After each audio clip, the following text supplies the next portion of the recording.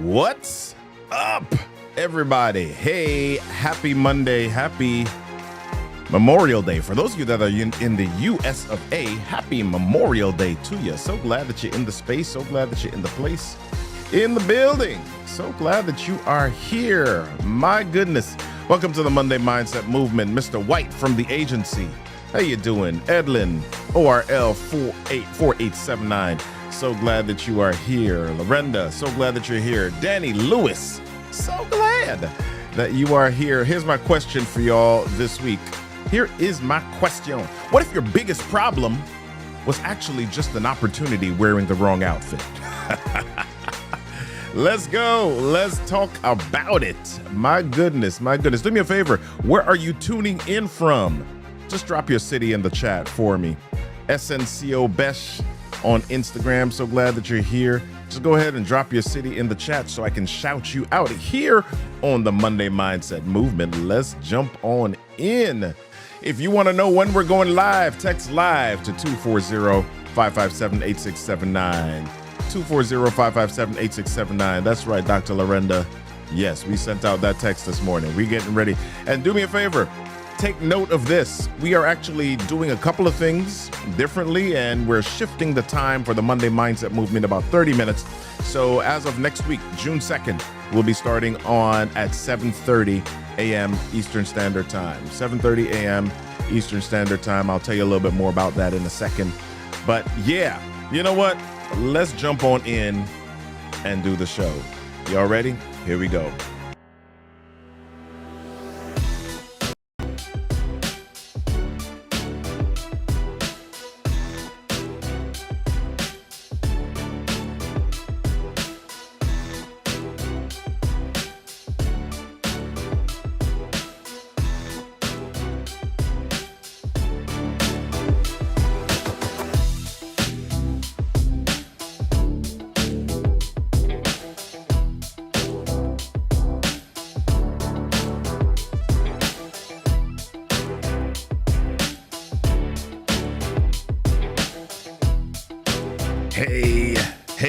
Hey, what is happening, everybody? So glad that y'all are here. My goodness, I see you. Seema Marie B from NYC. Yeah. Don Kirk from Orlando, Florida. We got some people from Delaware. I see you. We got some people from South Carolina. Let's go. I love it. Myrtle Beach. So, hey, listen, here's what's happening next week. We are starting something a little bit different. We're doing the Monday Mindset Show at 7:30 a.m. And then at 8 a.m. Eastern Standard Time, we're going to have a live recap, live session. So I'll be inviting you to hop on to Zoom with me to just do a little bit more mindset deep dive and chat a little bit about what we learned that day and what we talked about and what resonated with you. So you'll get that information if you're on our email list. So make sure that you're on our email list. If you're not there, just do me a favor, text live to 240-557-8679, and that'll jump you on our list, and we will send you the information about the live Monday Mindset after show. All right, so we'll do the Monday Mindset 7:30 a.m. and then the Monday Mindset after show begins at 8 a.m. and you get to hop on Zoom live with us. All right. Also, if you have not connected with us recently, we just did the Amplify Voice and Video Summit just a few weeks ago, and we have the Amplify Voice and Video 2-day intensive coming up. So if you want to learn a little bit more about that, do your man a favor. Just text live to 240-557-8679. Is it down here in the corner somewhere? Yes. All right. Do that for me so that we can get you the info about that summit, all right, or that 2-day intensive. It's going to be fan-doggone-tastic. Trust your man on that, all right? Well, listen, you heard me. I asked you the question just a little bit ago. What if your problem is just possibility in disguise, right? What if your biggest problem was just an opportunity wearing the wrong outfit? Let me tell you a story. Several years back, I was at a space in my business. I was exiting one business, moving into the second, and really looking to establish myself as a speaker, trainer, facilitator. Now, if you're in the speaking industry, you've got to do the basics. You got to get your speaker reel sheet, all of the assets, all of the materials, all of the collateral together so that you can promote yourself. But you also have to do a lot of legwork. Got to pound the pavement a bit. You've got to make some calls. You've got to get in some doors. You've got to have some conversations. So that's what I was doing. I was having conversations. I was booking some gigs, and then I reached a moment where it slowed down a little bit and I needed more income. I needed more revenue. I needed more stuff coming in the door. So I went to a university. I went to a space, an organization where they had corporate clients, and I wanted to do some facilitation for that organization. So I had a conversation, had an interview, had a conversation with the gentleman who was the director running that organization, or running that unit of the organization. And after the conversation, he said, "Yeah, we'd love to have you come on board and be a part of what we're doing here." And then he said, "But I don't know if we can afford you." And so at that time, I just had a whole lot of different things going on. So I said, let me know what you're talking about. So he then went into the details, and then he shared with me the rate that they had budgeted to pay facilitators like myself. And the rate was 10 times less than what I was going for at the time. It was 10 times less. I don't know if y'all understand what this means. Imagine that you normally make $50,000 a year. And somebody says, "Yes, I really want you to do this. I want you to do the same work. I want you to come in, and I want you to do the same activities. I want you to have the same impact. I want you to be just as excited. I want you to do all the things that you would normally do for $50,000. But could you do it instead for $5,000?"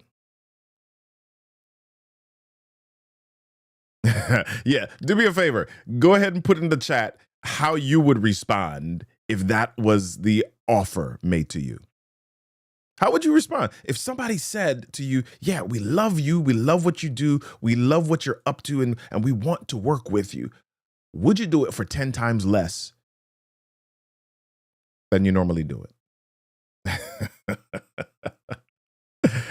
Yeah. Well, listen, I was in a space at the time where we needed we needed income, but to accept something for 10 times less than I would normally do it. At the time, my first instinct was to say no. Because I was in a space where people said to you, "Listen, what you people offer you is a sign of how much they respect you." And so for someone to offer me 10 times less than I was normally getting would be a sign of disrespect for me. Anne Marie Ash says, "Generally, no." But here's what I did at the time. At the time, my mind was just saying, "Okay, I need to figure out how to launch, how to get more, how to get better." And I started to weave through all of the different thoughts in my brain. I started to think about, okay, what are all of the different possibilities that exist here? I can still do my other stuff. And if I'm not busy, then I can accept this, and it's $1 in my pocket. But I kept hearing the word disrespect in my mind. I kept hearing the word disrespect. I kept hearing the word disrespect in my brain. But after swirling it around in my brain for just a little bit, at that moment, I chose to see it as a door. Instead of seeing it as disrespect, I chose to see it as a door. Here's the thing. Perspective isn't just how you see, it's what you choose to see. And at that moment in time, I chose to see a door instead of disrespect. Lorinda Jones, let me get a couple of these comments on the screen. Got another quick story for you, but I wanted to share some of these comments. Lorinda says, yes, there are blessings in disguise. Anna Marie Ash, hey, my Goldman Sachs 10,000 small business alum graduate. Anna Marie Ash, how you doing? Good to see you. Let me share another story with you. If you've ever heard the name Sarah Blakely wanted to be a trial attorney. Sarah Blakely, for those of you that don't know, I'll let you in on the secret right up front. Sarah Blakely is the billionaire, founder, owner, president, entrepreneur who invented Spanx. So Sarah Blakely wanted to be an attorney. I want you to look up this story if you haven't found it. There's a site called thestoryexchange.com that will tell you all of this. But look up Sarah online. Sarah Blakely wanted to be an attorney. And she went to school with the idea that she was going to be an attorney. She went and did some communication stuff in college. After college, decided that she was going to follow the path of being an attorney and wanted to take the LSAT. So she did all the things that she was supposed to do. She took the LSAT and did horribly. I've taken the LSAT. Yes, I actually did. Yeah, that's one of those things. I'll tell you that story another time. Right? She did horribly on the LSAT. So here's what she did. When people want to do something and they fail, many people decide that they're going to figure out what it takes to get better at that thing and do it again. So she did that. She enrolled in an LSAT law school aptitude test. Is what LSAT stands for. She enrolled in an LSAT prep course. Did that, went through the prep course, felt confident, and then decided that she was going to take the LSAT exam again. So she took the LSAT again, and this time she did 1 point worse.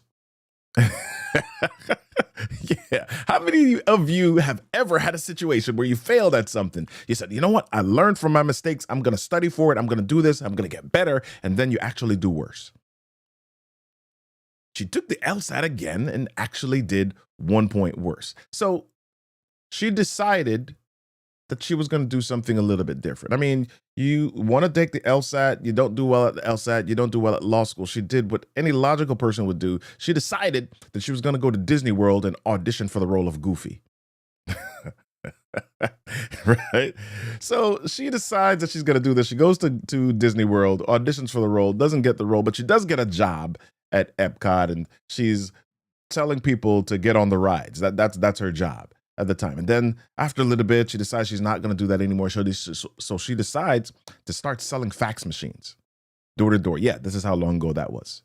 The story that I read was from 2015. She decided she was going to sell fax machines door to door. And as she was doing sales, as she was doing door to door sales, here's what began to happen. She began to get doors slammed in her face. Hey, Realtor Nathan Logan, glad to see you this morning on Instagram. Good morning, Mr. White from the agency. Good to see you. Right? She began to get many doors slammed in her face, and she said that she got so many doors slammed in her face that she became immune to the word no. She got rejected so much that she became immune to the word no. Feelings were just out the window. Every time a door got slammed, feelings were out the window. She didn't even bother her after a while. She became immune to the word no. Nope, okay, cool. That's just the next opportunity. So she's doing this and she's getting the door slammed in her face. She's getting rejected. And then she has this idea for Spanx, right? What happens is that she's walking around doing all this stuff and she wanted the fit of what the pantyhose did. And I'm not a lady, so I don't know this from experience. But she wanted her toes to be free and cute in her slippers or sandals or the open toe shoes, whatever it was she wearing. So what she did was she cut off the feet of the pantyhose and she would wear it just like that. And she decided she was going to share this idea with a few people. Now, here's the thing about ideas, and here's what I want you to get from this. I'm actually going to read directly from the story exchange. Here's what Sarah Blakely said. She said, "For the first full year, I kept my idea a secret from anyone who could not directly help to move it forward. And it's now one of the best pieces of best pieces of advice I have to give. Ideas are most vulnerable at the moment you have them. That's also the time most people are inclined to run around seeking validation from everyone they know. But discouraging remarks will likely take you off course. You'll either end up deflated or spend your time defending your idea instead of going for it." Ooh! I hope you heard that. If you didn't, I want you to rewind this episode and just go to that point. Yes, we're about 16 minutes in. Right? If you're sharing your ideas, and this is a little bit different than our topic, if you're sharing an idea, keep it to someone or people who can directly help you move it forward so that you don't end up falling off course because you're discouraged or spending your time defending your idea. Right? Great piece of advice. So, long story short, she called a ton of mills and production warehouses to try to get this idea produced. And along the way, she encountered a ton of rejection. But eventually, there was one mill owner who took a chance. And the rest is history. Sarah Blakely is now a billionaire from cut off pantyhose. Right? Sarah had a lot of no's. She had a lot of rejection, and she could have been frustrated. But instead of frustration, she found possibility. Here's the thing about possibility. Sometimes we're waiting around for possibility to smack us in the head and say, "Go for this."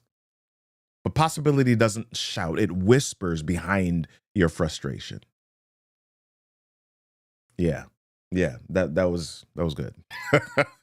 Right? Possibility doesn't shout, it whispers behind your frustration. So, as we do here every week, as we begin to land the plane on this, as you think about perspective and as you think about how to get up from being knocked down, I want you to think about several things. I'd like to give some action steps. So here's number one. As you are going through moments of frustration, rejection, no's, I want you to pause before you label. Pause before you label. Instead of saying that this is an obstacle, instead of saying this is a breakdown, instead of saying that this is a blocker, instead of saying that this is a detour or something that keeps me from moving forward, ask yourself, what's another way to see this? Pause before labeling any situation, any experience, and ask yourself, what's another way to see this? Instead of seeing this as a problem, is this a possibility? Instead of seeing this as an obstacle, is this an opportunity? Before you label it, ask yourself, what's another way to see this? Second thing that I want you to do is flip the frame. Flip the frame. Right? I love teaching as a science teacher because one of the things that we would talk about is the frame of reference. Something looks like it's moving because of the frame of reference. If I'm standing on a train and I'm looking out the door of the train, right? The trees look like they're moving because of the frame of reference. Right?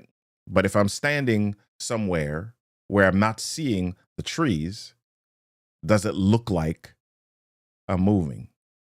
If I'm seeing nothing out in front of me, if I'm seeing clouds, if I'm seeing nothing out in front of me, does it look like I'm moving? Have you ever had that moment where you're sitting at a stoplight and the car beside you starts to inch forward and it feels like you're reversing, right? Because of your frame, because of what you're focused on.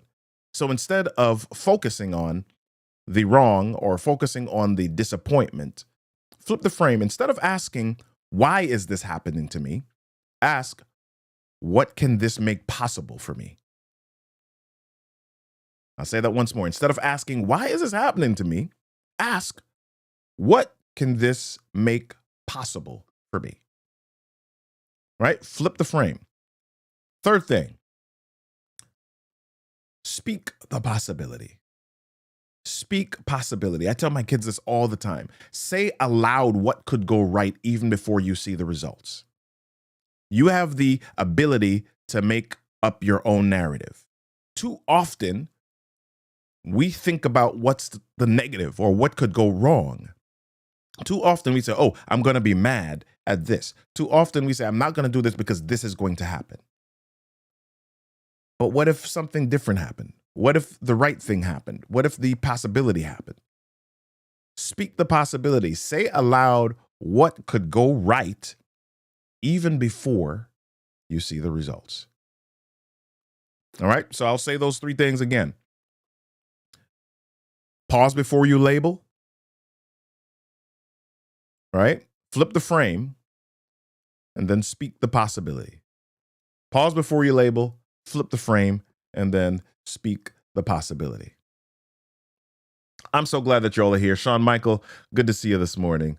Rashida Solis, good to see you this morning. C. Marie B. Oh, I love what C. Marie B. said in the chat here. Dream assassins are there at the budding of the seedling. Oh, my Lord. Yes. Yeah. Excellent. All right. Well, listen, y'all, we're getting ready to jump off of here. We're getting ready to jump into the end of this. But next week, when we do this together, we're going to jump into our after show, our Monday Mindset after show. So remember, y'all, your mindset is your superpower. What you see determines what you seize. Yeah, let's choose possibility this week. Listen, do me a favor, hop on over to the Monday Mindset community. Get on over to MondayMindsetMovement.com and check out what we're doing there. Get connected with the RK3 communities and let's figure out how to change the world with your voice and with video. Don't forget, we are doing the Amplify Voice and Video 2-day intensive in person in Washington, D.C., April 27th and 28th. You can do me two favors. You can jump on our list by either texting live to 240-557-8679, or you can just go to amplifyvoiceandvideo.com, grab the replay of our summits there, and you'll be on our list. And we can tell you a little bit more about that 2-day intensive. It's going to be phenomenal. It's going to be fantastic. And I know you'll want to be there. I want to be there too. Yeah. Question for you. Last question. How can you turn your day from reaction into creation? How can you turn your day from reaction into creation? Same letters, just where the C is. Ryan Holiday says it like this: within every obstacle is an opportunity to improve our condition. If you want to know when we're going live, text live to 240-557-8679. Don't forget, where are my things at? Don't forget, A, to share the show. Don't forget to share the show, y'all. Bam. There we go. And join me next Monday at 7:30 a.m. for the Monday Mindset Movement. Until next time, do me a favor. Change your thoughts. Change your world. Change your story. I'll see ya. Peace.